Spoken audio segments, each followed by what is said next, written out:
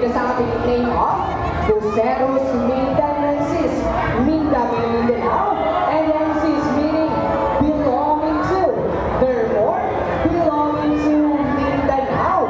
As you can see guys, their wheels or ang kanilang mga tuka, it comprises 30% of its body. And also they have long and beautiful eyelashes po. Na kung makikita po natin sa malapitan. At ngayong umaga, magpapakitang nila sila gamit ang kanilang mga tuka. But before that, I have a job for you to follow muna, okay? Now at the count of 3, you need to shout fly. Okay, what's the word? Okay, let's practice first. At the count of 3, 1, 2, 3, and... One more time, more energy. Nasa likod guys, sabay-sabay mo tayo. At the count of 3, 1, 2, 3, and... Ayun, mga ready na yung mga bisita natin mga kuya. Na Kuya Richie, Kuya Cyril. Ready na ba yung ating mga kalaw? Now guys, prepare your cameras. Mabilis na to. At the count of 3, 1, 2, 3, and...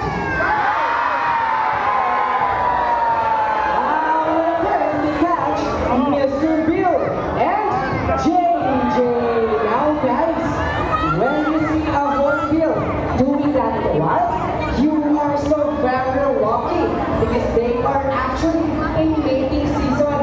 So naliligo po yung mga lalaking kalaw na makakuha na yan. So mas maraming insekto na nag-catch, si lalaking kalaw ay mas mataas ang chance na sasagutin siya ni ate girl na kalaw. Did you know that they call them monogamous? Monogamous meaning, once they find a partner in the wild, they will stay with them forever. And sana all talaga ng my forever. Ayan sa mga single ladies natin out there, kung naghahanap kayo ng forever, alam na natin, nandito lang ang... Ano guys? There's nothing mga kuya, okay? Ayun, magpapakitang gila sila ulit. Now guys, prepare your cameras.